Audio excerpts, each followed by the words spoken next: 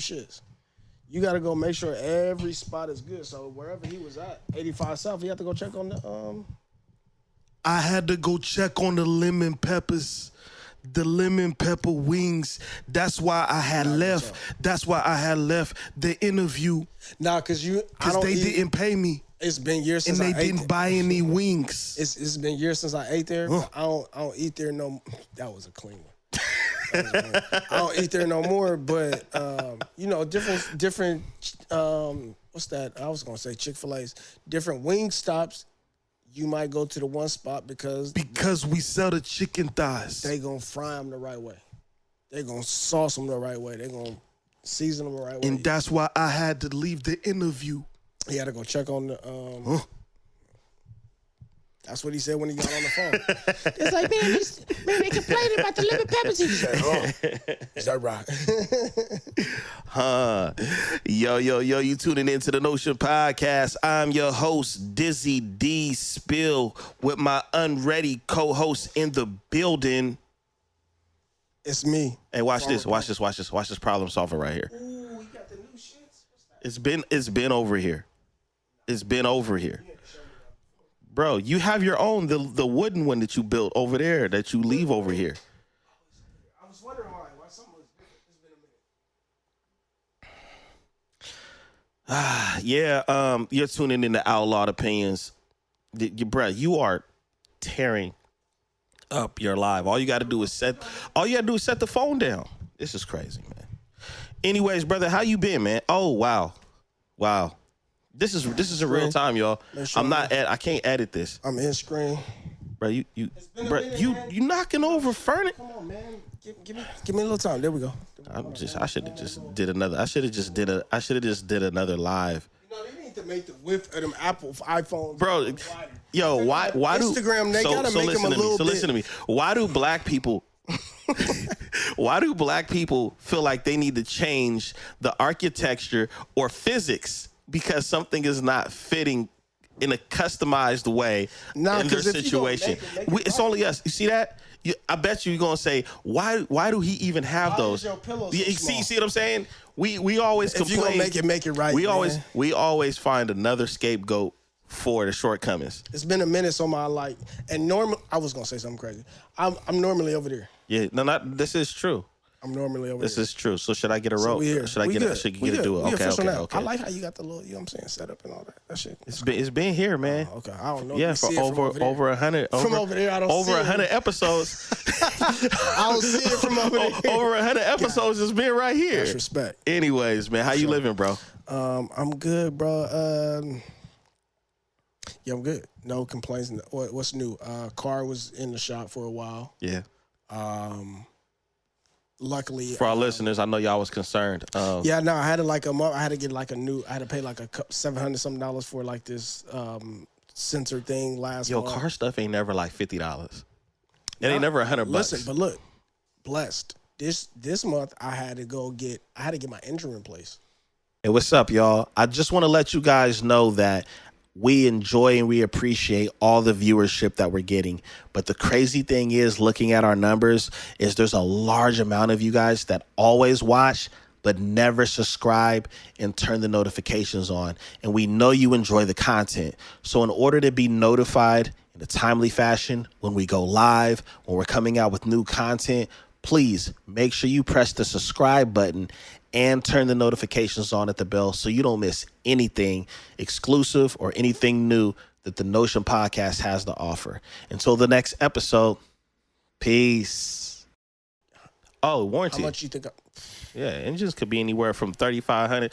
Bro, I'm obsessed with warranties. So a few months ago, I didn't even know I had an extended warranty. Months ago, I had to replace my GPS in my car. Right, okay. $1,600. I paid nothing because I had my warranty.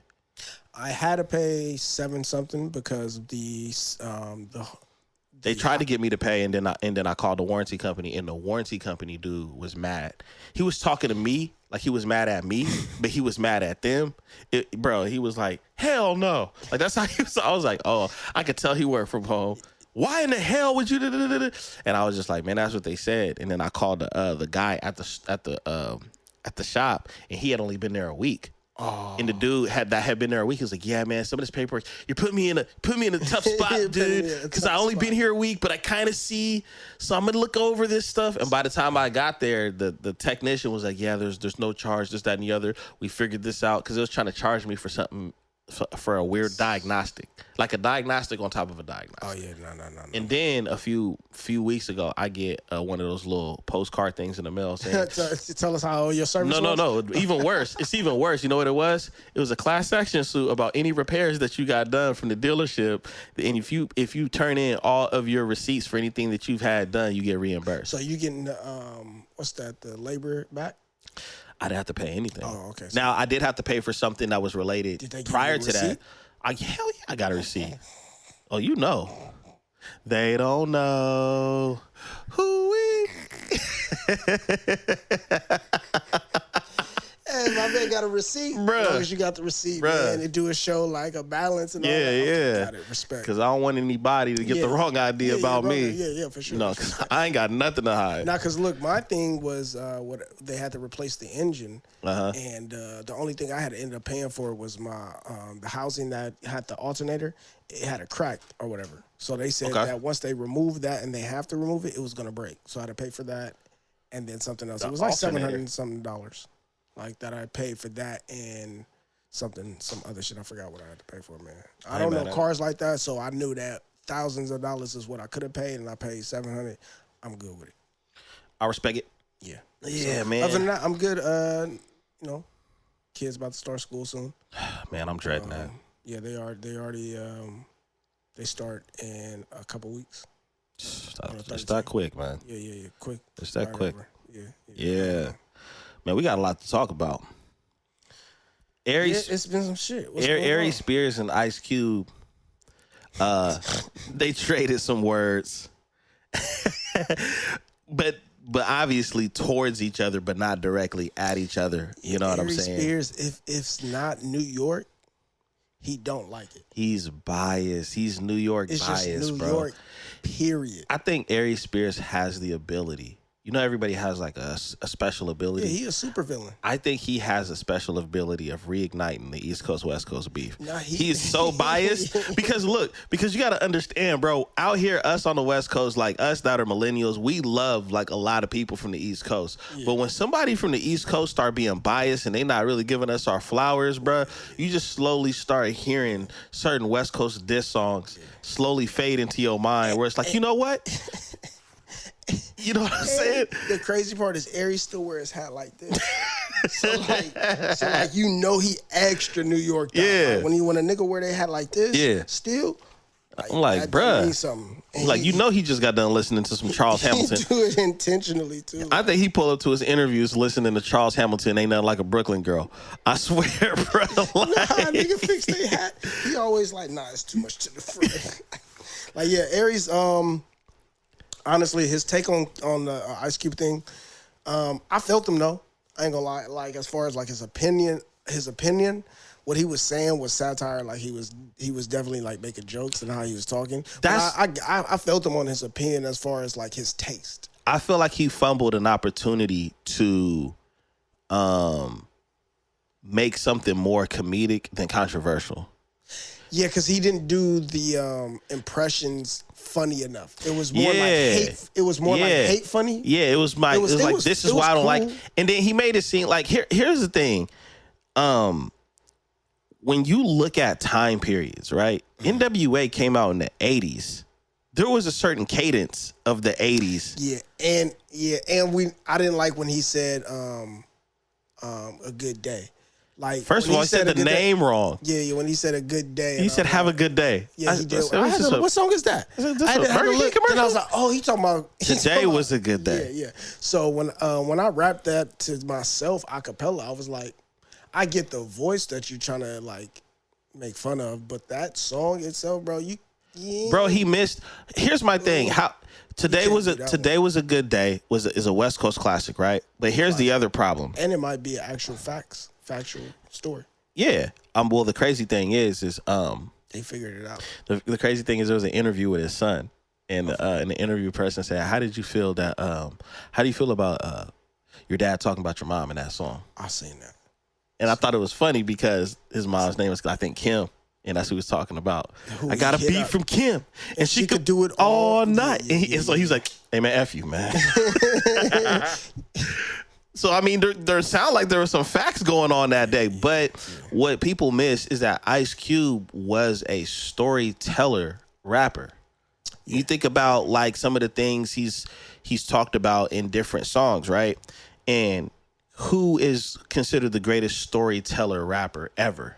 Slick Rick. It's Slick Rick. They be bagging, like the younger generation be bagging on how Slick Rick used to rap. The hills and hills, hills and hills. Like, you know what I'm saying? But we know it is funny, but this generation do got a bad habit of they think every song sounded like that. Like we don't necessarily bag on our predecessors when it comes to the hip hop, like our music period. We don't really downgrade. Like we might, like the only group I would say people would reference would be like Sugar Hill Gang, like, you know what I'm saying? Hip hop, it started in the park. Yeah. Boys and girls, breakdancing. But the funny thing is if we were kids at that time, we would have been straight fire to us. Yeah, but we reappreciate them songs. Like we're not really going back in the day and really bagging on nothing in back in the day. We might have arguments about them saying what our taste is. Well, I think you know what I'm saying. We might push I think that's the lack of educating and really understanding the importance, because when you see an old school car, you respect it. I'm talking about the ones from like the early 1900s. You respect it, bro. You could pull up somewhere and you're gonna be respected. Like, wow, that's a classic. But then when you look at the art form at the beginning stages, you know, because of the lack of knowledge and respect, it's like, well, that was this and that was that. It's like, do you think you would be doing the music that you're doing right now back then? They would have been looking at you crazy. This is why I think one of the main reasons why is that, not to stray too much from the actual topic, but they don't have to dig or search for their music. Yeah. If you had an interest in a music and like especially hip hop, you kind of were, if you really, really like dug into hip hop and wanted to learn more about music, you kind of were forced to like find out about things that came before it. And you had an appreciation like, this came you were forced. That was the dope. History lesson was forced on you. What is this song that everybody keeps talking about? And then you're going to find it and you hear it and you like understand in that time period why it was good. Right. They don't have to search, dig, so there's not as much of an appreciation for the art forms, let alone the periods of time before it. That's why I hold Aries Spears so accountable, because, bro, you're older. He older than us. Yeah. And it's like and it's weird because when he tried to justify his opinion, he I'm not gonna say he started backpedaling, but he started kind of playing a victim position where it's like, I can't have an opinion, I can't have it, and it's like the second video, and then he said something that Cube didn't say, but he got caught up on his own argument. How so? Once it was Vlad. I think Vlad interviewed him, and then somebody else interviewed him. So he kind of went on a campaign run talking about Cube too. But Vlad, I think, had asked him something about, he mentioned that he brought up Keanu Reeves. Vlad brought up Keanu Reeves as an example. One of them brought up Keanu Reeves. Aries was saying he prefers Keanu Reeves. Well, Keanu Reeves, we all know as Vlad, and he actually admitted to, Keanu Reeves is not the best actor. He's in great movies. Yeah. Ice Cube's not the best actor. Yeah. He's in great movies. So once that point was brought up, he kind of went into, well, I still like no. It was like you used your own logic against you, and all you have to do is just be like, I don't like that nigga. I wouldn't even say certain people aren't great actors or whatever. I would say people are typecast.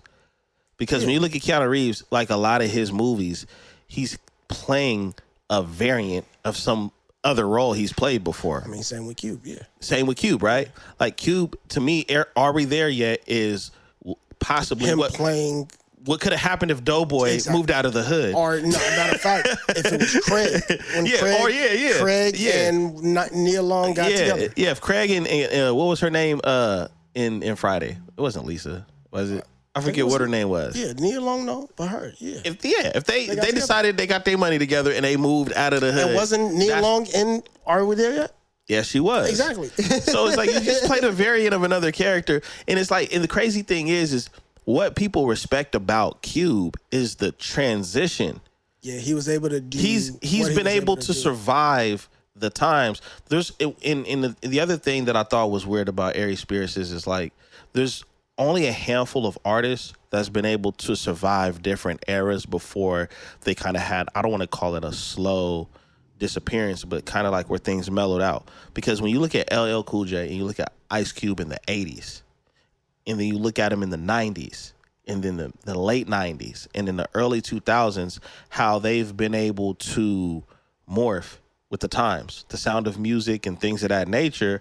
There's not a whole lot of artists that have been able to do that. There's not even a lot of artists that can stay relevant past 5 years. This is what I could also say to Aries. Like, I agree with his opinion as far as like his taste. I was never like a Cube fan. A lot of people that I'm not fans of does not mean that I don't think that they're good at what they do and respect people as holding them up to this. See, I look at that. Nice. I look at that You've different always too. been a Cube fan. Yeah. But it wasn't that I wasn't like, oh man, that nigga trash. It's just like, I'm not going to go buy it. I'm not going to go listen to it intentionally for me as far as taste. But I can say there are songs of his that I liked, but it was more West Side Connection shit. Yeah. But this is what I could say. For Aries, it seemed like it's bitter. You could have picked somebody else, but like to use that as your example of like why comedians may not have a respect for certain people getting into the craft. Cube made his own movies. Yeah. Cube made his own music. He made his own lane in music. That's true. He's a rebellious person. Yeah. Cube came back after his accolades with the NWA, then he had his solo shit. Then he came out with West Side Connection. And then he did the movie shit on his own independently. Then he went into a couple of like blockbusters, if you will, or whatever they want to call them. And then now he got the big three. Like Cube is a person I would just be like, I'm going to leave him alone. Whatever he's doing, he's going to do it.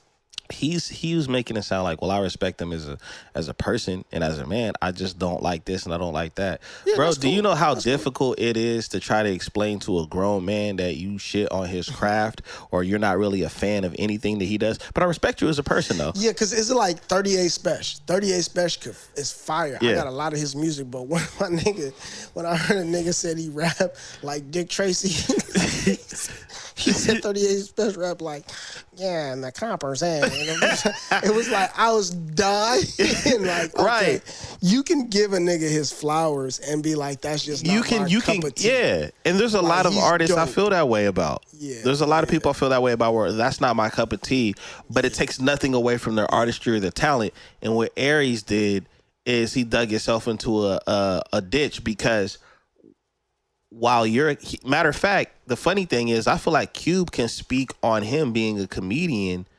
more than he could speak on Cube being a rapper. A successful comedian. Because Cube did nothing but hire up and coming comedians or comedians that needed the spotlight, and the movies that Cube has hired comedians for have elevated their careers. I think all his movies have been comedies except for he did Higher Learning, and then he did it was like another movie I think that might. He was in Higher Learning. He was in Trespassers with Ice-T. That's the one. That's the one. That's why I said typecasting. It's kind of like the Mexican dude that played Hector in Fast and the Furious. Or Ice-T. Or Ice-T. He's always a villain. I hated Ice-T in New York Undercover, bro. It took them like 3 seasons to kill his character off because he was that good at playing a villain. Some people are typecast, unfortunately, but they're good at the position that they're being or the role that they're being. If you gonna hate. I was a Kendrick Lamar hater for years. Well, all y'all niggas knew I was a Kendrick Lamar hater, not because of his craft. It was just certain things I didn't like. I didn't like his haircut. Yo. I didn't like his voice. Are you DMX right now? It was certain. I was DMX. You sound like DMX when I was asking about rapper was DMX. I don't like his haircut. No, I really said his voice. I said I like his face. God bless the dead, my boy Kurt, my cousin Curdy Bo. He remember all I used to say. Like it was just I never say certain things. Hey, live. Y'all want to laugh real quick? Because he's telling the truth about Kendrick. But guess who put me on Kendrick Lamar's music? But was his name Kendrick Lamar? The person that did not like Kendrick What was his Lamar. name? What was his name? K-Dot. Got it. Yeah. And it was crazy. I didn't know them two niggas was the same nigga. I was like, man, he sound like Cuz. I was like, man, I don't like that nigga voice, man. And I was like, oh, that's the same nigga. I really solidified why I didn't like that nigga. But then I always gave respect to his skill and everything. It was just wasn't my cup of tea. Well, I'll say this too, man, then we can move on. Nah, I fuck with Kendrick now, though. Aries, I felt like what he said was a little bit deeper because I feel like he was also taking a dig at the West Coast. Because a lot of people from the West Coast had a similar voice but cadence to Ice Cube. Yeah, but MC8 had a similar cadence. He's talking about, like you said, the 1980s and early 90s. That's what the fucking style was. That's what like it sounded like. Trying to tell a nigga from New York how a nigga rapped in the 90s and early and 80s. Nigga, y'all rapped a certain way. But what's going over people's head about the 80s and the 90s? And why somebody like him, who's East Coast biased, would hate that? Yeah, because it's that West Coast, East Coast. We were running it. Yeah, the West Coast was like, let's keep it real. When Tupac said that we been checkmated y'all years ago and hit him up, Death Row was on fire. West, and the crazy thing is that's just a label, but the whole West Coast was on fire in the 90s. Yeah, and what most niggas over there don't realize is because as you know, I'm a fan mostly of East Coast. Yeah, for sure. Music, like this style. But what they don't realize is over here and in the South. Yeah. And I could even say Nelly brought in the style that I'm talking about is for a lot of motherfuckers, it wasn't about the necessarily saying the craziest bars. It was how you flowed and rode the beat. Yeah. So it was more cadence, about like a style. Like when he said the good day, I was rapping. I was like, oh no, he flowed over that motherfucker and saying some shit. I would love to hear his take on Nipsey Hussle. Yeah, because Nipsey had more of a West Coast, but an East Coast kind of like. But the thing he did. That was perfection, was how he wrote a beat. Yeah, for sure. You know what I'm saying? He never sounded out of place when his verse came on. Like he's trying to force the line or anything. It was like, it was perfect in the pocket that he chose. And he was just talking to you, but he had like a cadence to it. Right. Yeah. And it's like, and it's crazy because it's like, well, you like Snoop, right? Yeah, he said Snoop. And here's the crazy thing. Towards I won't say the later years, but Snoop changed. There was a point where Snoop was really giving you them verses, right? And then there was an era that I didn't like where everything was for shizzle, dizzle, nizzle. Yeah, I hated that era. And then he kind of got back to it. Like, well, I feel like Blue Carpet Treatment, he kind of got back on it. Like, all right, let me start rhyming.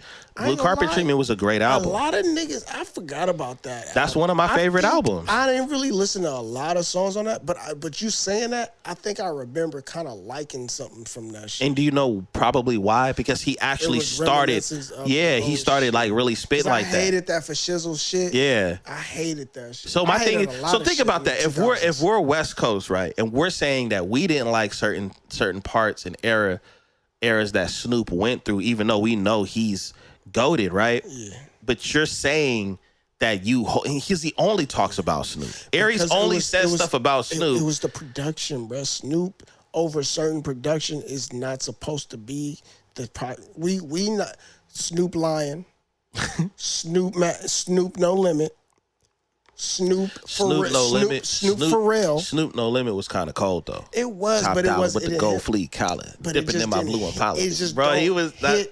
Like Snoop is too E40-ish, too E40-ish. What I mean, like Sugar Free. He's too player. He too player to be on certain type of music to where he got to be on some shit that got some soul to it or some funk to it. For a nigga to be like, nah, that's real. Yeah. You know what I'm saying? Not that he can't do the other things. I know we going off on a tangent, but can I tell you something that bothered me about something that Snoop was involved with, and I didn't understand why they did it this way? About with Kendrick? No. When they did the Snoop and DMX verses, I did not understand why you put them two in a verses just because they was dog lovers. I didn't want to watch that. I didn't watch it. That was weird to me, man. Because one, I'm not a Snoop fan, and DMX was my favorite rapper growing up. As a kid. Like that was weird. But they didn't. They're not That's in the not same. The type of, yeah, I need the same type of energy. Yeah, you should have. It should have been DMX. 40 and Snoop. I would say Snoop, and I would say 40 and Snoop because of the styles, the California, Northern California thing, and just the fact that they have the kind of it's a little similar talk but different styles. I don't know, man. I don't know about that one. I don't know what superstar you could have put. I would have took Snoop and Ice Cube, honestly, over that. And I would have put Busta Rhymes and DMX. The energy, the style, the cadence, and everything, that would have made more sense to me. I felt like that was forced. I can see that. I felt like that one was more forced. Dog shit is bullshit. But as far as Aries, bro, Aries. just to close out, he was trying to defend his argument of not being a hater. Just say you a hater. Like when I hate on motherfuckers, I say, yeah, nigga, I'm hating, nigga. I don't like that nigga that I'm hating. When I'm LeBron, I don't never talk about a nigga skill that I hate. I just don't like it. Yeah. Like LeBron, Kendrick, and it was like a couple other people that I just hate. Nigga, yeah, hate. Yeah, but you can't say that about Kendrick now because you like Kendrick now. Yeah, but I'ma still hate on the old one. Why? Because nigga, if you bring the old one up, nigga, I'ma hate. I'm consistent. Yeah. I'm consistent. Okay, we talking 2012, and now I'm talking in 2012 me. Okay, I ain't mad at it. Yo, moving along, bro. So, Skepta. Yeah. Decided to diss Joyner Lucas, and now it's kind of turning into this UK rap and hip hop versus the U.S. Let me just I didn't put it in the notes, but it was a cat from the UK that dissed Eminem. Yeah, I heard that one. Let me just tell y'all this. let me just speak over what they say, over the pond. All right. I'm gonna skip a rock over the pond real quick. Listen, let me just tell y'all. Go ahead, bruv. Ain't nan nigga I ever know to say, hey, bud, pop in that Skepta. I knew that was coming. Hey, bro, pop. I knew that was coming. Hey, bro, you heard that Dizzy Rascal? I wouldn't give a fuck how many Shakespearean rhymes you come up with. Ain't nan nigga rapping nobody. I don't give a fuck who you Still is. call to the chop shop. Scepter. Shooting at you make you do a pop lock. Y'all niggas rap funny. Hit him up like a pop top. You can't rap better than nan nigga. Get jumped like hopscotch. Nigga said Skepta. I knew Joyner was gonna pop out. He didn't need to. Did you hear it? Yes. Well, the Joyner or the Skepta? I don't listen to nothing outside. I listen to the Skepta diss. Listen. I listened to the Skepta diss. But if you rap, and I was very skeptical, and you live outside on why of the United he even States did that. of America, like, yeah. I don't hear it. Now, I don't hear it. We can say this, and I think this is what my issue is in the difference of what's going on over the pond, as you would say, is that over here, right in the foundational environment of where hip hop was created, right? We have a thing here, whether you're East Coast, West Coast, Midwest, down South, where you want that guidance from your OGs on how to move, how to be successful, and everything else, right? Y'all need to go sit down and talk to Slick Rick, okay? Y'all need to go have a conversation with your big homie Slick Rick and figure out a different way to get on. Nah, let me just, he's being nice, man. Listen. Let me just tell the niggas. It's only one main reason. Why you think ain't nobody popped out of Baltimore as a rapper, nigga? Hold on. Because of how they talk, nigga. No. Nah, I'm not finna do that. Who? Hold on, boy. Hold on, boy. Who? Hold on, boy. Hey, shout out. Let me tell you something. I'm looking at the camera. Shout out to all of my homies from Baltimore. Yeah, he got to go over there. Oh, no. Nah. Let me tell you something. I'm going to tell you something. This is from experience of going to school. With Baltimore. Baltimore people is very misleading because their accent is way different than their mentality. Oh no, we're not gonna act like we don't remember the corner. But I did say this. Yeah. I did say this to one of the homies when I think I was texting them about this whole UK thing. Y'all got to get past Baltimore first, okay?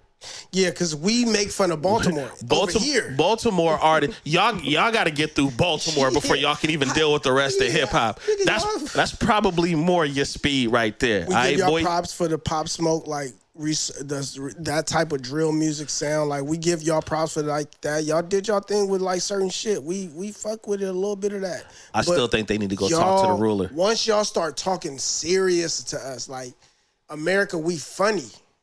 We funny. Yes. So like once you start talking serious to us in another language, like we don't try to talk in y'all language tough. You know what I'm saying? When y'all start talking in y'all language tough, it'd be broken English, it'd be hella proper. We don't give a fuck about it. You know what I'm saying? It is what it is, nigga. I don't know. I just think it's a different type of way that you can speak English, that you can get in your lane. Like you can have a lane. Like for example, when Slick Rick came out, he did have a unique sound to him, right? Because of his accent. But motherfuckers didn't even know he was from over there. But people rocked with Slick Rick mainly because Slick Rick was an amazing storyteller. His storytelling skills and his style is what broke down the doors for anybody from over the pond to be like, all right, let's see. So you need to I'm not saying you got to emulate what he did, but you got to find a lane like he did to get that respect in hip hop. Because one thing that is fair about hip hop, if you're good, you're good. Because y'all can't. If you're good, you're good. I put it to you like this. I had an argument with my cousin, like not an argument. Why y'all arguing? You know who he is, man. You know this guy. Come on, bro. So he was a fan of the Cleveland Cavaliers, and they had lost to the Warriors, bro. I mean, the Warriors lost to them in the finals. I remember this argument because he was hot. You were bagging on everything, bro. The way you violated Cleveland, everything, nigga, bro. Nigga, he tried to tell me you were bagging on the tour buses. Look at they tour buses. Look at our tour buses. This nigga team won. I'm arguing against him. He mad at me now because he tried to flip. No, nigga, you could be from. I don't give a fuck about Cleveland, nigga. What? I was going bad on Cleveland, and my point is to say, whatever, y'all can't make fun of us for being American. You can't make us feel bad for being American. Well, what you gonna say? Well, they can make fun of a lot of things about Americans, but they don't know how to do it. But Americans have a very powerful trend-setting ability to where other cultures and countries emulate. Like even when you look at China and you listen to their they make over in China they're making 90s R&B music. Nigga, Japan nigga got a whole 70s R&B. Nigga, I got all that shit. What you mean? That shit fire. I got all that. Yeah. But American culture, pop culture. Yeah. We'll say pop culture is international as far as an influence. Yeah, for sure. So this is crazy. The times that we live in where the fact that whoever would have thought that you'd be at the brink of World War III, right? And an international rap beef. Yeah, you know what I'm saying? Yeah, but y'all niggas just talk hella funny. I just know Joyner Lucas because Joyner Lucas posted a video of him listening to the disc. He was like, bro, and he was like, take nothing he say seriously. He was like, all right. Now I'm gonna tell you, for me, I started laughing when the message came across my phone. Shout out to you, Jamal. Jamal sent me a text. I'm minding my business, and I see a text message go across my phone. Said, "Hey, Skepta dissed Joyner Lucas," and I started busting. I started busting up laughing. You can hear it. Yeah, I'm like, oh nah. This is my thing. Why y'all UK rappers the only ones that use y'all UK voice? Like the UK R&B singers and the UK actors don't use their real UK like voice. LMA and nigga, you don't know these niggas is English Till they start talking. Nigga, use your fucking U.S. voice when you rap to us, nigga. Use the United States of America. Yo, that's fighting words. That's what's going. Hey, that's what's going to make them pull out the knife on you, bro. Nah, because I just sat here like, my nigga, I don't want to hear you in. What the fuck? Don't be using your tea time voice over here, man. Nah, nigga. Yeah, that's crazy. I think that's gonna be interesting, but I think. Just make music. That's just my message. He say I'm trying to be nice. I'm not trying to be nice. Man, you don't have to get it that way. Just drop dope music, man. Just drop dope music. Without Stop your trying UK voice. Like use a different voice when you rap though. Like say everything that you had said, but like say it in English. Like, it is English. But nah, it's not. It's actually I'd it is rather English. Rap Canadian English, nigga. Like, nigga, you rap Canadian English, nigga. Come on, Crody. Speaking of rap, man, did you get a chance to peep the Clipse album? Of course. Hey. I listened to it a couple times when I was working out. Working out? Yeah, I got your nephew on a little workout. Oh, okay, you getting ready for hoop? Nah, for life, nigga. Damn. Fuck you mean, nigga? Bro, you sound like you have big plans. Yeah, nigga. Buying some farmland, so we're gonna get you in some conditioning. I had to snatch him up a couple of times, and you know what I'm saying? The strength I had to let him know. Like, oh, so he wanted to go to the gym after that? No, he wants to go now. Yeah. I mean, after he realized, like, and then we worked out. Rocky 4? We got dumbbells, but he got a different set of dumbbells than me. So then, you know what I'm saying? Like, nigga. He's trying to be Drago, man, after you done snatched him up like that. Oh, that's what happened. Yeah. Yeah. So, man. That's what's up. Yeah. The Clipse album is fire, but bro. the album was fire. We was listening to it a few times. I was working out. No skips for me. I would say maybe one song. No skips I'm not going to say me. skip. It was one. I don't love song. every song, but I don't dislike it to where I need to skip it. There's no skips for me, man. That's what I can say. You know what I mean? That's what I mean. And the features, everybody showed up. All the features showed up. Yeah. The Nas feature was fire. The way they switched it up was fire. Jim Jones. Nas's verse was fire on there. Yo. But the Clipse album was amazing, and I think it was even crazier that no Malice. I'm sorry, no Malice. No Malice no more. I'm sorry. It's back to Malice. Malice, my bad. Malice. Malice outshined his brother. No. He outshined his brother, and I like Pusha T. I'm a Pusha T fan. He outshined his brother, and he did it with so much. This is what I can say. You know, when we say outshine a lot, right? Mm-hmm. Normally we say outshine when it's like not normally expected.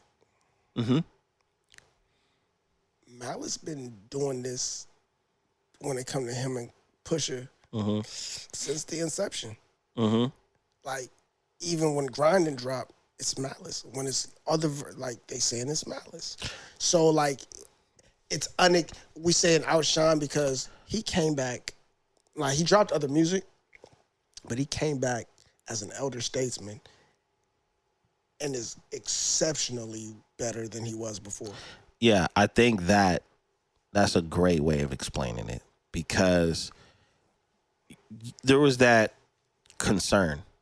You know what I'm saying? I'll give you an example, a real life example.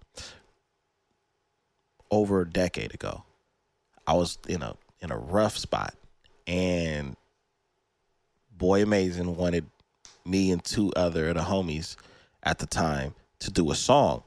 And y'all hadn't heard me in a long time. And I went into the booth and I recorded my verse, and I did not expect the reaction that I received. You know what I'm saying?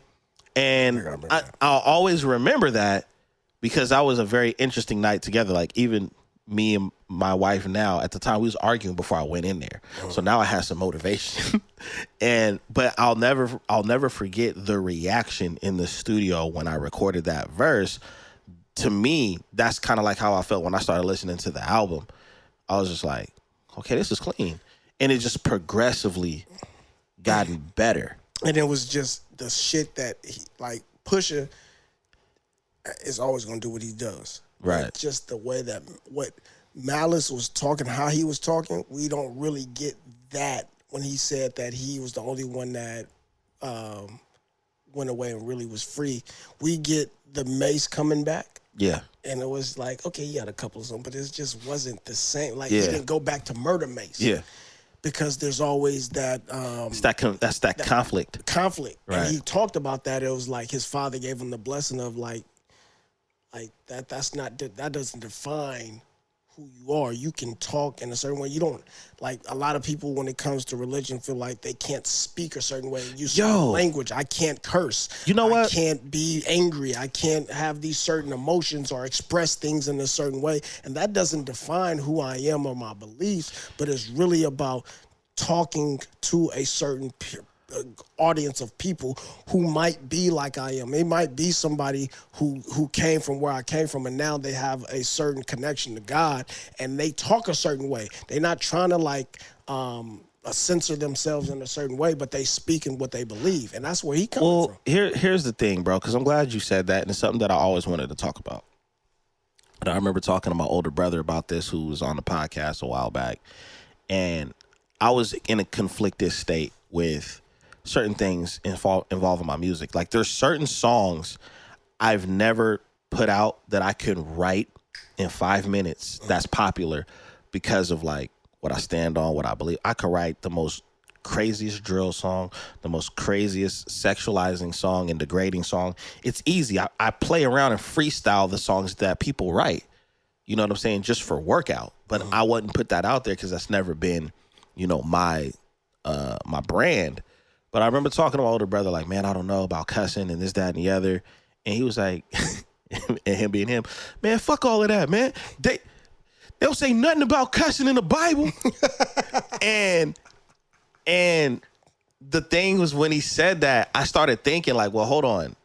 By history, the Bible was written in a different language.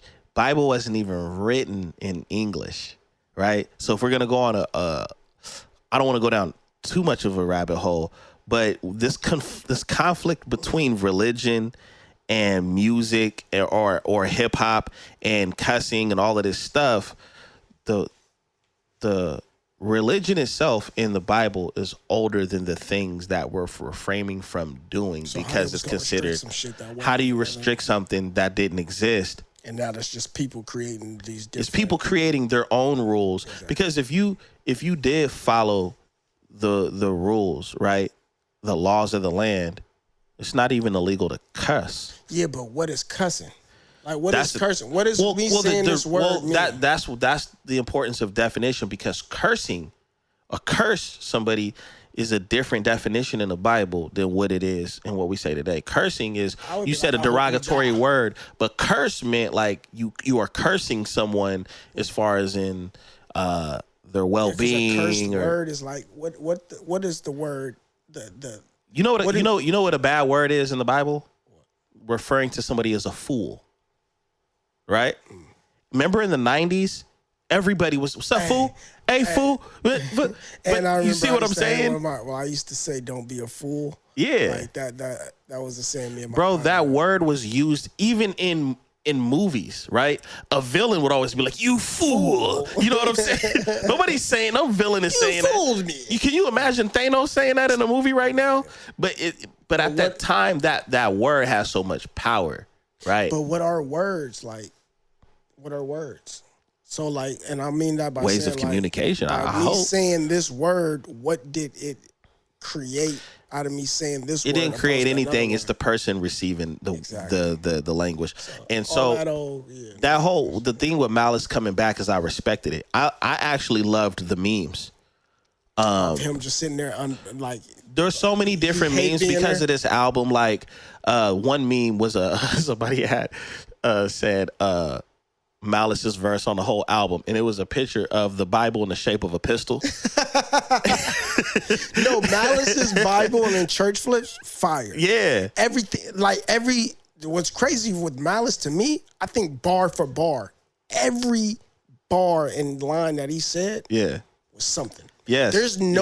There's there's not too much. You didn't feel preached. Fluff. You didn't feel preached at. And you don't feel preached at. You don't feel preached at. And he's still walking within his belief and keeping it 100 about what he sees and what he understands. Like, I respect that. I don't think he used the curse word. He said nigga a couple times. I was like, he said nigga. Oh, damn. But he don't like. Every bar he's saying something. He's saying something. That shit is fire. Every bar that he said has substance. And it has substance. It's for us grown up hip hop listeners. It's for us to appreciate this art form of hip hop and see where our elder statesmen can really be who they are in a different. See what I like right now is all these artists that are coming out and doing great things were the people we were listening to when we were young. And I think our generation is kind of spoiled for that, because if you look at say you look at Gen X, their era was the golden age, but a lot of these guys have moved on to different things. Not to say that they're not successful, but they've grown away from that being their prerogative. And you know what I'm saying? Who of these youngsters is dropping an album or a project that's making that much noise? When Nas dropped them tapes with Hit Boy. Yeah, all six. These are guys that 50 plus. You know what they're doing right now, right? They're doing a positive thing and a negative thing. All right, they're doing a positive thing because it's like these guys are 50 plus, and they not only are they nice, but it sounds like they're nicer. Nigga, Ransom? Yeah. I don't want to hear another nigga not mention my boy Ransom when you talk about rap. I be getting pissed off. I like how niggas giving this nigga his flowers. You got to. But Ransom is elite when it comes to how he's. How old is Ransom? Nigga, Ransom same age as Joe, like 45 or something. You see what I'm saying? Let's say we got Supreme Clientele 2 dropping. Ghostface. We got Raekwon just dropped a project. These guys are, and they're still getting with it, and they're better. Here's the negative. It's a lot of cats that's going to try to start in their 40s that shouldn't do this shit, because you're hearing the guys you hear right now. Don't start in your 40s. Like, don't start now. You need bodies of work prior. A whole lot of bodies, nigga. You need a graveyard of work. You need a graveyard of work. Nigga. Don't even try. But I enjoy it, man. No, I enjoy seeing these guys like and the quality. The production is crazy. Yeah. I love the throw in of that little what's that drop that they got. This is culturally appropriate. Yeah. That shit is dope. I like that they got Clue on there, kind of nostalgic with that shit. Wait a minute, hold on. There's a couple things I want to say about. First of all, I think Pharrell is like an unofficial member of the Clipse. Just because when they unofficial, nigga, he is the reason why. No, I'm talking about when he does like hooks and stuff. I like their songs, bro. I like when Pharrell's on a song with them where it's like, bro, you a part of the Clipse at this point. At this point, he been knowing these niggas since they was in motherfucking junior high. Yeah, it's just like these niggas is all part of it. It's like the Dungeon family. Yeah, true. Now, DJ Clue, on the other hand, his production was fire. He produced, or he was just on the track? I thought he was just I think it was just him. I thought the songs that he was on, he produced. I'm not sure. I'll go back and verify. I didn't miss his Adlibs. No, you know what it was? I didn't miss his Adlibs. When I was younger, I'm with you on that. You know how when there's some shit when you was younger, you like, man, I fucking hate this song. Like when Flex be dropping the bombs and restarting the song over again. When you get older, you hear it and it bring you back to that time period. Like, damn, I remember hating that shit.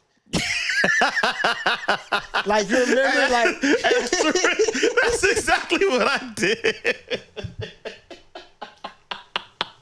Nah, cause look, yo, that's the only time. That's the only time where you can or something can hate, and you can actually smile when you think about like, man, I did hate that, man. That shit used to come on all the time. Yo, he has the exact. I'm wondering if he actually recorded those or did he just take them? I heard that nigga saying like they had downloaded or got his drops and put them on there, and he was like, nah. I want to do these live. I want to do them myself. Bro, he sounds the exact same if he did. He did his own shit. And he did them at all the points of the song that I did not want to hear when he's talking over a nigga. Yeah, it's Clue. That's I felt like that's where they drew the line. Hey, you can't say Clue. You could do whatever you want in these ad-libs. You can do 75 ahas and yeahs, but don't say DJ Clue. Because look, what's his name would come on at the beginning of the track. Who? My man, I used to be on. Flex? Nah, light skin homie. What's his name? Damn. Kid Capri. Okay. It's the Kid Capri. At the yeah. beginning of the song, so I like to hear the intro of the song. And that was it. You didn't really hear no much. Clue's gonna jump in like he a fucking Jamaican DJ. Like, it's Clue. Like, God damn, we heard you, nigga. And he echo his shit. Mm-hmm. Yeah, the echo and the reverb. Yeah, shouts out to Clue, though. Yeah, but I feel like Shout out to DJ. I do know that his production was always nice, though. DJ Clue's production was always nice. It's just, man, stop with them ad-libs, man. And I fucked with Desert Storm. His ad-libs used to piss me off after a while. Flex bombs is worse. Flex bombs. It's like, bro. He's probably the worst because not only does he drop bombs, he started over about 50 seconds. He started over. 50 seconds to a minute in, he started over, and guess what you get when he starts over? More bombs, bro. And I hate that shit. But there was somebody else that was pissing me off for a while, and then they stopped, and then I was like, okay, cool. Ooh, you can't say John? Jeezy. Oh, I was about to say, nigga, you can't say John. Nigga. Jeezy used to piss me off, and then now, when I heard his last album, which was actually pretty good, I was like, all right, it's cool. Like, you know. Jeezy ain't nothing compared to this nigga Flex. His shit is well, Flex had you ready to fight because you be in the mode, and it's like, bro. And then he'll start talking for hella long. Yeah. Introducing shit. Yeah. We don't need that. Yeah, we don't need any of that. Yeah. So yeah, man. Shouts out to y'all niggas. Shout out. We didn't realize how much we missed the things that we hated. Yeah, nah, for real. But yeah, if y'all haven't checked out that Clipse album is fire. They did do their thing. Yeah, like guys sort them out. Yeah, that was fire. Yeah. It's gonna be a couple more albums released this year that we mentioned. You got, you know what I'm saying, Raekwon and Ghost. I ain't looking super duper forward to it, but I would like to hear some of that Ghostface shit. Yeah, for sure. Yeah. I mean, I do think that when albums like this come out, it makes people go to the drawing board to be like, well, hold on, let me look at my track list before I drop, because this is kind of this is the bar now. Yeah, because it also opens up the lane for the other, or reopens the lane for the. You have a window. Who had the same type of nostalgic. Yeah, you have a window. Okay. Yeah. Like for a lot of older artists that's been sitting on material, you have a window now. Yeah. To kind of. You can be appreciated if you putting out quality music. Yo, I gotta ask you something, because you wanted to talk about this, even though it's been a minute.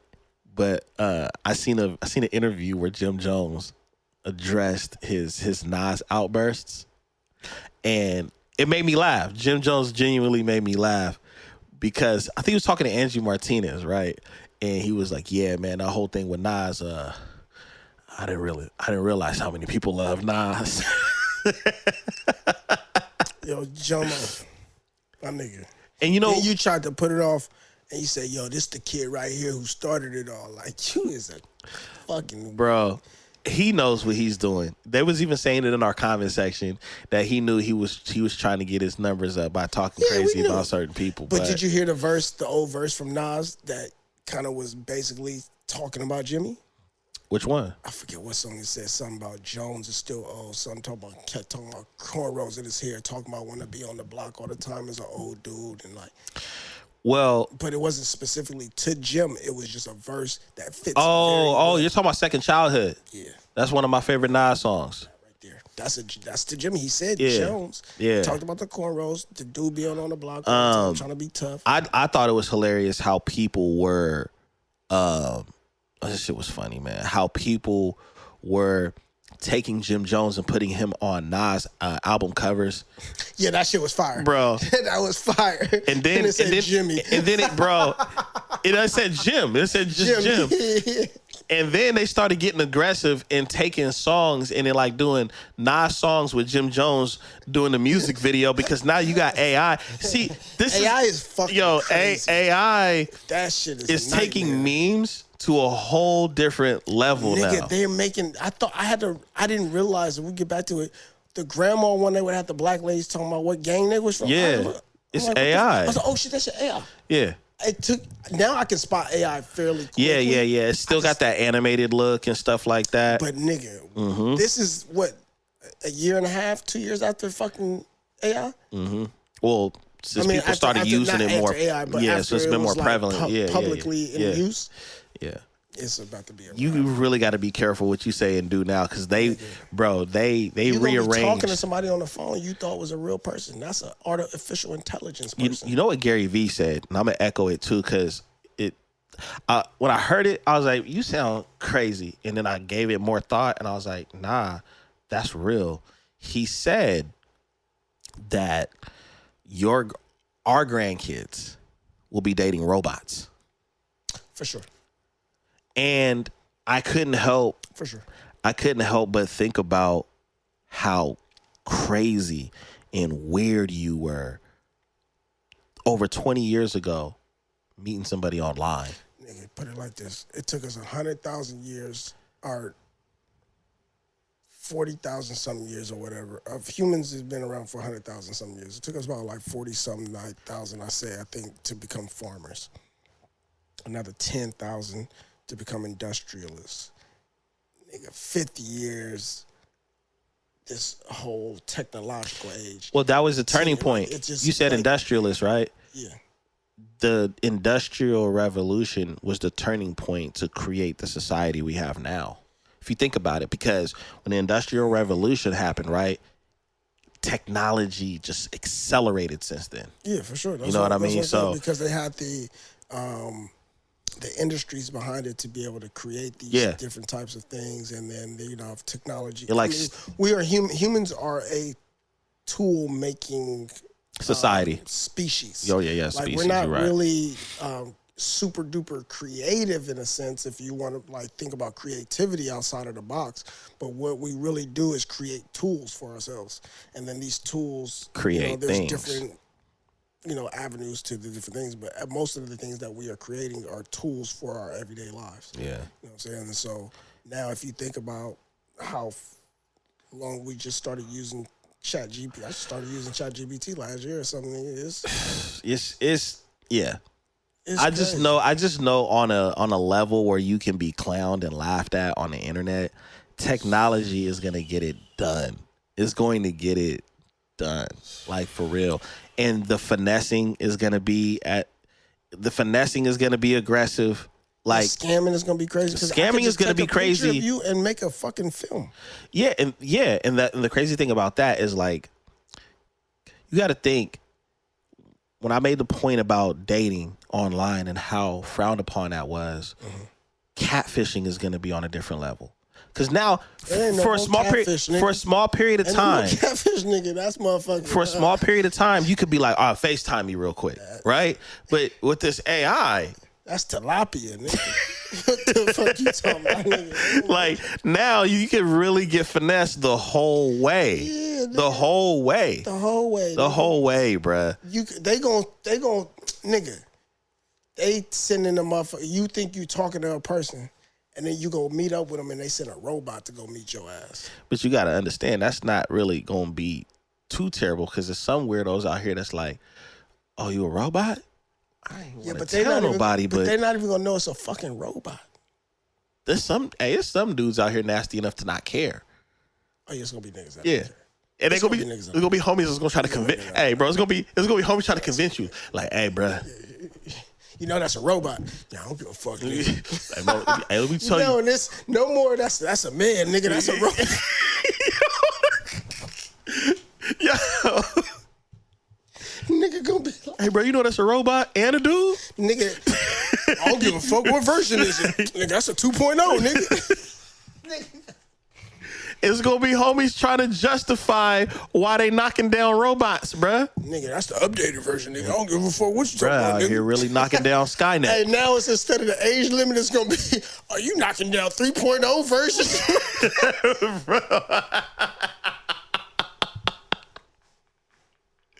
Hey, for real. Hey, for real, I'm telling you, dog. We really gonna have to draw our line in the sand. Hey, we gonna have to draw our line in the sand, it's gonna dog. be robot only clubs, bro. Yeah, like, bro, that's nasty, man. Yeah. That's nasty, bro. That's nasty. Hey, you know it's a movie about that, right? Where you so the actor that played Luke Cage, yeah, he's in a movie where he's with his wife is a sister, and she's like kind of like the breadwinner. She's real successful. She don't got enough time for him like that. So she buy him a robot, a female robot. Got it. And the female robot is like, you know, she look like a real woman and everything. She do whatever she want. They got a white version of this movie. All I know is he started knocking down the robot. And she would come home and they'd be in the rose garden talking and stuff. And then hey bro, hey bro, hold on. How she found out, right? It's how she find out what she bought the robot hold on. for? How she found out that he finally like took him down. That's what I'm saying. It's like he told her. He was like, yeah, she was like, you did? She wasn't even mad, you know, because that's what she bought the robot for. But bro, like they started building a relationship, and she started like side eyeing, and then he was like, yeah, I'm gonna be with the robot. Go ahead. And then she got mad, like this shit right here. Hey, this is the crazy part. She got mad. I was like, but it's a robot. Yeah, this shit is cool. But it's artificial. Like what we had was artificial. This real over here. Do you know how? Like, let me look into the camera, ladies. I think you guys need to start reevaluating now. Okay. Yeah, y'all better start making y'all some toys. No. Listen. This is what I'm going to say, bro. Because I'm trying to really help women out. Y'all, women that are on the live, the camera, listen to me. Start getting your arguments right. You're going to have to start making transitions, because if you dealing with a dude that decide he want to go the robot route, it's going to be an interesting argument on what's real and what's not between you and that robot, because she's not even real. Y'all better start getting into cybersecurity, my nigga. And then when the dude be like, but what about your hair? Or what about your nails? Or what about your BBL? Or what about, I'm telling you, get into cybersecurity. You are going to need to know password, internet security, because men are out here making other human beings. All right? They making them out of real humans. They making them out of fake shit. Go make y'all industry. You telling me there's a dude behind the computer right now building a chick right now? When the last time you seen a robot? Instead of Build-A-Bears, build a chick? When the last time you seen a male robot, nigga? When you ain't never seen a male robot? Oh, hell yeah. You know what? I hated that last relationship. Let me add some accountability over here, too. They not making male robots, nigga. You ain't seen a male robot model? Not yet, man. Not yet, But nigga. you just gave away the game, because if all of these women get into cybersecurity, they just gonna shut your chick down. That's what I'm saying. I'm gonna send this hoe a virus. Hey man, he gave this bitch a virus. I think I caught something.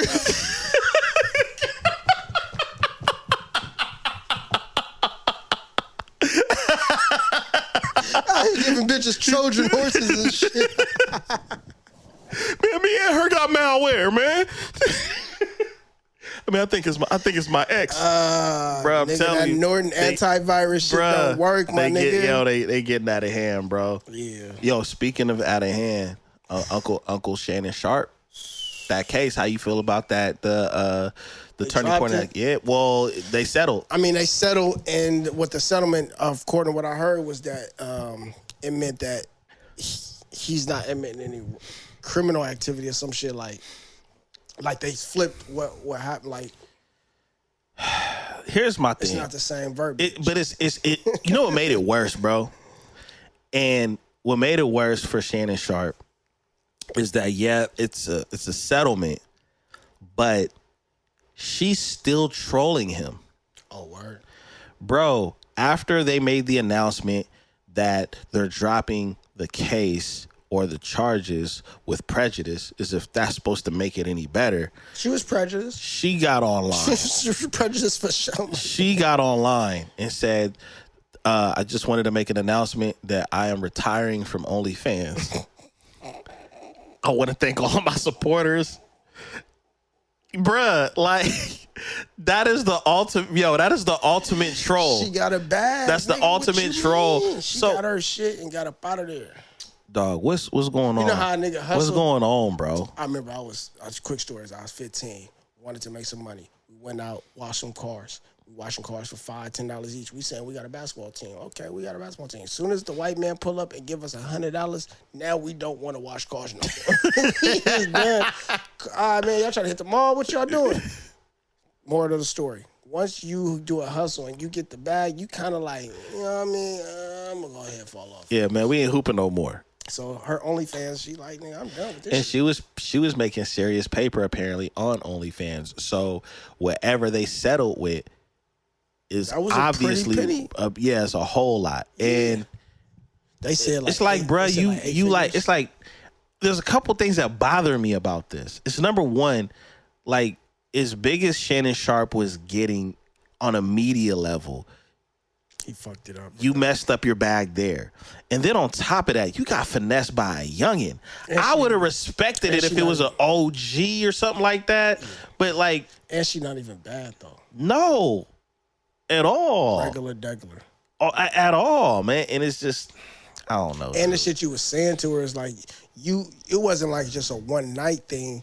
You was dealing with her, so you thought she was bad, nigga. Well, the other thing too is wasn't they doing like racial like role playing and stuff like that? What the fuck that old backyard Alabama cornfed? Yo, what's up with certain brothers doing that? Bro, he ain't. I don't know, man. I don't want to get to speculating on nothing. Like what? Because I know that's a thing. Like with certain dudes, like what makes y'all want to be from that time period? We from California. We don't even know nothing about talking like that. We really don't. That's not how we get down like a different way. It ain't about like white girl to us in California. Sorry for those of you. I'm not saying this is how I feel or he feel, but the white girl thing in California is different than maybe in other places, especially like the South. For y'all, like is that's true. That's true. That's true. It might be a badge of honor for y'all out there. For us out here, and I say us because I'm a man, but it was more on like, I mean, that's a more of a dominant, like kind of like, especially Northern California is like more on like, I'm gonna just be on a pimping. Mm-hmm. You know what I'm saying? Niggas feel like they pimping. Yeah. In the South, y'all might got a different type of allure. It's like it to me. It comes off sometimes like they get a high off of the sneaking around and. But he also old as fuck too, so he probably was like, that's the thing. That's he the probably thing. was getting beat thinking about a white girl. That's the thing that makes it weird to me though. Yeah, a young white girl. It's like, bro, you this old, and you want the real young white girl, and then on top of that, white, but you let her finesse you, man. Yeah, there's nothing wrong with her being white or young. I'm just saying. Well, hold on. His age compared to her age. And the type of dealings that they had. Here's perspective. Here's perspective. And y'all could correct me if I'm wrong in the live. You can correct me in the comment section. I believe his daughter is older than this girl. Yeah, I mean that's okay, why. So that's why the age, bro, like early 20s, bro. See, it's different. And I think his actual daughter might still be in her 20s, but even older than her, bro. Like our age compared to somebody in their 20s is different than his age compared to somebody in their 20s. Early 20s too. It's like it's kind of like, in a weird way, bro. It's kind of like the age gap between the almighty Jay-Z and Beyonce. They have a big age gap like that. Age gap? I think theirs is it depends on when it started. Right, like between 7 to 9 years apart. Oh, that ain't bad, man. You see what I'm saying? What I was, but what I'm saying is that doesn't look as crazy. It can still be side eye by women. Yeah, but it don't look as crazy as Shannon. Because like, bro, you old enough to damn near be her grandfather. He's almost 30 years older than her. Right. You see what I'm saying? That's a difference. A huge difference. But when you take that and getting finessed too. Yeah, you've been a professional athlete almost your whole life, and by a funky trout mouth. You know what I'm saying? That's why I said she trolled him when she made that post, man. Yeah, because that's all on Shannon.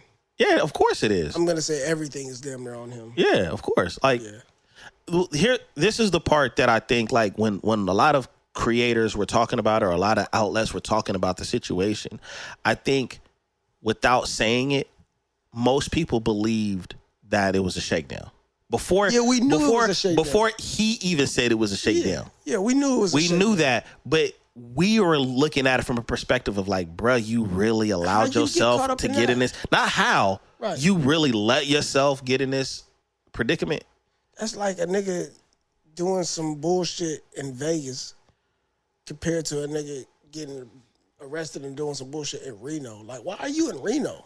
You know the trial has something to do with... Why are you in Reno, You know the trial has something to do with Vegas, right? Yeah, nigga, why you in Reno though, nigga? You ain't. Get out of Reno, my nigga. Go to Vegas. Yo, you ain't shit nothing, you bro. was doing, my nigga. Yo, you ain't nothing for that, Don't bro. do that same stupid shit. You terrible. Make it worthwhile, my nigga. You terrible for that. Nigga can't say I got arrested in Reno. But you know, I say that because right now, just in this year alone, right now, when you look at Shannon Sharpe settled. You look at what just happened with Diddy. He basically got convicted of, I think the charges he got were pretty much fair because they were proven. Yeah, even though it's some shit that motherfuckers really the stuff that for. Yeah. And then you look at Tyler Perry. I had a conversation with my mom about that, and she had me cracking up, by the way. That nigga Tyler Perry. So when you look at type of nigga right there. When you look at all of these men that are affluent, that are influential, that are household names, at least in the black community, you really have to sit back and be like, yo, what the hell is it that when you get that much money and a certain level of power that says, you know what, now it's time for me to take some risks? Usually people take a lot of risks in the beginning stages to figure out what's going to work for them in their life. The risk is you not married, my nigga. I don't think that matters either. Look at the CEO. Look at the CEO at the Coldplay concert. That's a white man. Yeah. This is true. This is true. Married. This is true. She is gonna be on your ass or on your ass and by your side. Yeah. I ain't saying that other women don't. Yeah. I'm just talking about us as black men, the ones who don't have these situations happen typically. So let's do some comparisons then. Denzel. Okay. LeBron and his wife. Who else we got? I mean, Kobe did have his situation. Man, the sisters ain't going. But that don't even count. You know the sisters. We can't count Kobe. You can't count Kobe because the sisters. Because it's over with. Yeah, so you can't count anymore. Yeah, you're right. When you look at Denzel and his wife. Cube and his wife. But then people will say things like 2 Chainz. Yeah. I'm just naming random niggas that I can. So are you saying right here on this platform that these brothers, him and his wife was in some shit though. Yeah, they was together though. Bro, you hear about their case?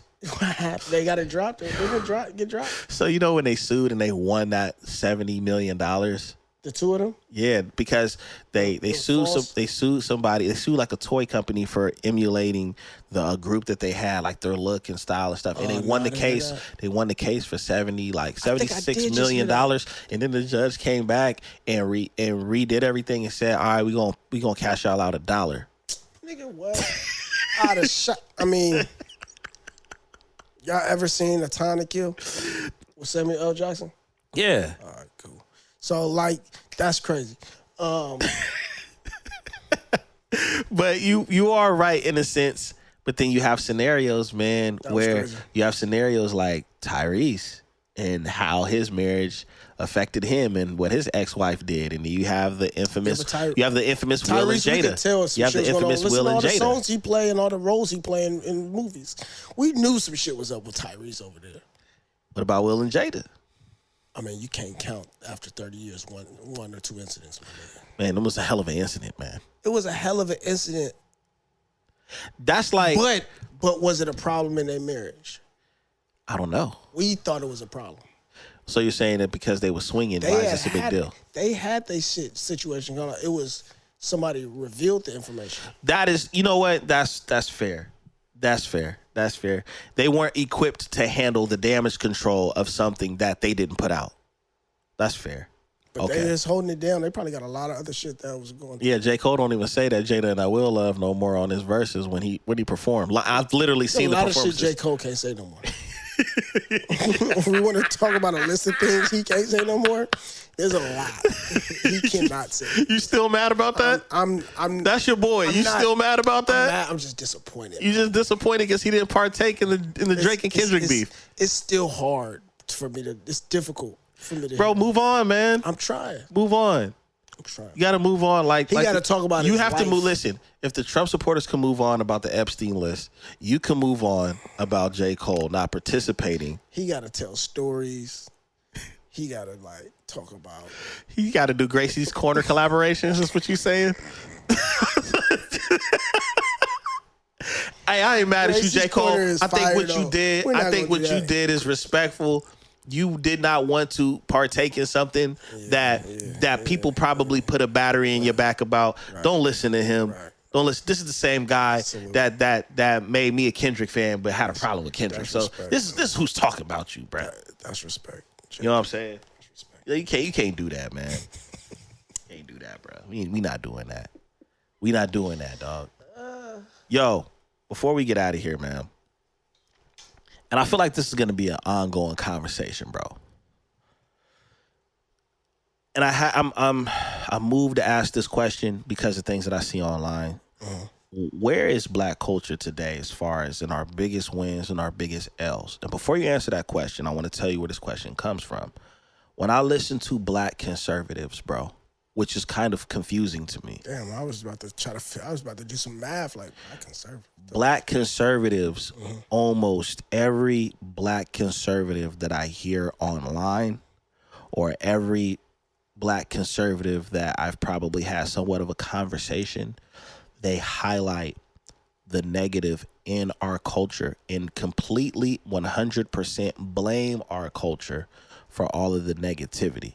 So I wanted to ask you, where is the state of affairs of the culture, especially with the climate that we're in, with the current administration, with where the direction of where the country is going?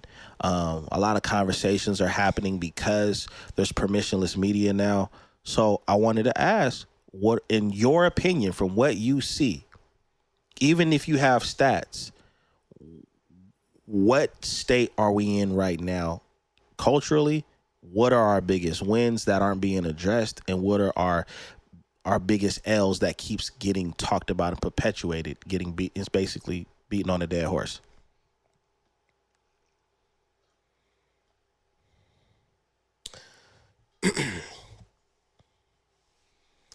Come on, journalist. I think that the thing that I would say, what I would comment on, is the first thing that comes to mind. It's not really, I would say, a deep thought out answer, because I would feel like I need to have like a little time to think about my actual Bro, you black. response. You don't need time, man. But what I would say is it's a double-edged sword with us. Okay. One of the things I think that is has been a little bit of a detriment, or maybe like something that needs to be worked out with us, is communication and how we are communicating about relationships between black men and black women. Okay. It's a very so you classify that as like one of the L's? Yeah, but I also classify it as a W. Okay. And the reason I said that, what we do a lot,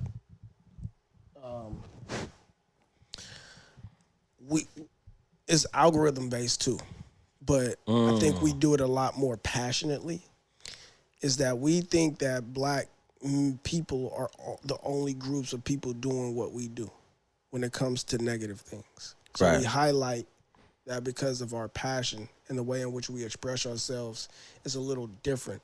The way in which black women speak is kind of like it's been etched and stitched into pop culture. Okay. So like black women speak a certain way passionately. Right. But then you get like the sayings that black women say get stitched into the pop culture now. Like everyone's talking about tea and the way, these different spilling the tea and these different things and so they trend set, but then those trends also work against them as stereotypes. Yeah, and I think a lot of what what I was trying to figure out what I'm saying is what we do I think is the fact that we are going to have the conversation amongst ourselves, and willing if others are willing as well. Okay. And I think that is a good thing, to be able to just have the conversation. Okay. Yeah, we may have this feeling of saying maybe everything shouldn't be out in the open in public, but why not? This is who we are. This is how we express ourselves. This is how we speak. Yeah, there should be things that are in house, but the conversation itself is telling. It's important, because we're willing to have these conversations. It's like when you have the Hebrew Israelites debating with someone who might be more into Moorish science. Oh, okay. And then you have these different sects of black religious groups that are having these debates. Right. They may be passionate, aggressive, or whatever, but the fact that they're having these intellectual conversations is important. And I think that's a W in itself. And I place that with black men and black women having these conversations in different forums. You have the Kevin Samuels arena. Then you have the arena where you have these different groups of black men and black women on stages and platforms speaking. It's a nice conversation. And somebody might have their own podcast. Just having the conversations in itself, although it may be viewed as like, man, look at how we're speaking to each other. It's building. And I think building is extremely important. And I think that holding on to that is a good thing, although it can be looked at as an L. I think that I have to agree with a lot of that, because conversation is important. I just think the two things that can distract us from the fact that conversation is important and we need to have it is that, first of all, context, the context of the problem, and the intentions of the conversation.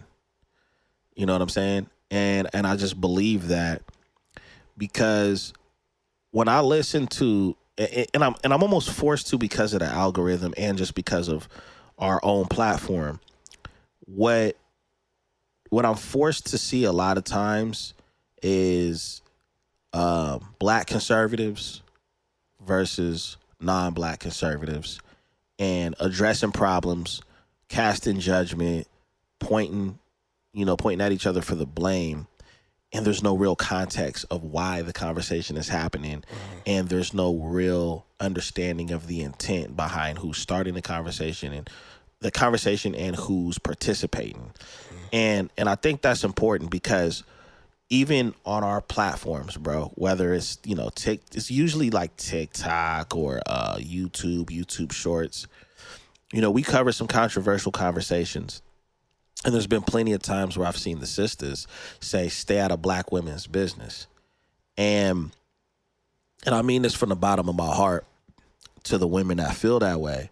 So I really want y'all to pay attention why I will never stop being in black women's business. I'm married to a black woman. The only parent I have left is a black woman. And I'm raising a daughter who will one day be a black woman. I have a goddaughter who will one day be a black woman. My sisters are black women. Even if I wanted to, I can't stay out of black women's business. Right. Because I'm surrounded with them. But the other reason why I think it's important for us to be in their business, how in the hell else are we going to protect y'all if we not in your business to know how you're doing, what you're doing? And y'all gonna be on our motherfucking business too, man. I'm not even. You motherfuckers be on phones. Y'all be on social media pages. Y'all be asking niggas questions.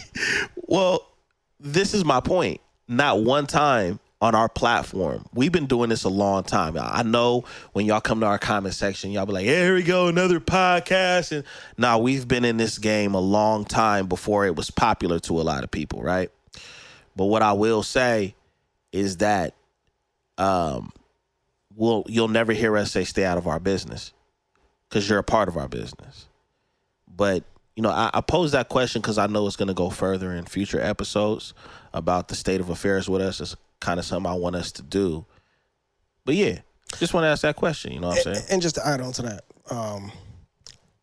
when we make our compare ourselves to like these other ethnic groups, especially the dominant group, which is the white America, we're oftentimes like, well, talking about the difference in how they speak compared to us. And it's difficult for us to not speak about anything being from the Black perspective. We don't have the luxury necessarily to just speak as men and women when we have these conversations. Because there's a difference in the way in which we experience life in America as Black men and Black women.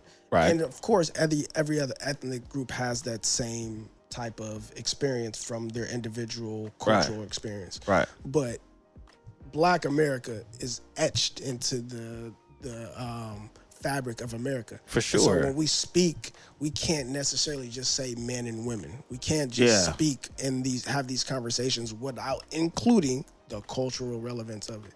That's real. And so I think we are extremely too hard on ourselves sometimes by comparing ourselves and our conversations to other groups. That's fair. That's fair. It's something that we should be aware of. We do too often, and we need to focus on what's made us great, because other groups and what they do isn't what made us great. It's kind of what made them great. They sampling from us. They like the same type of food that we like, but we just like ours with seasoning. You dig what I'm saying? Like, y'all like chicken, but we like chicken. Like, y'all like, what's that shit? What's that little chicken shit that motherfuckers be going through now? Yo, I don't know, man. The little chicken strip shit, man. Y'all don't even put season. I don't eat it, but my son said y'all don't put seasoning on the chicken. It's just in the sauce. Yo, you wildin'. You been tuning in. I'm just saying, man. Yo, you been tuning into the Notion Podcast. This is your boy, Dizzy D Spill, with my co-host in the building. It's me, man, Farmer Poe. You already know, man. Stay sharp, stay bold, stay Notion. Stay seasoned. And subscribe to us on all platforms. Until next time, peace.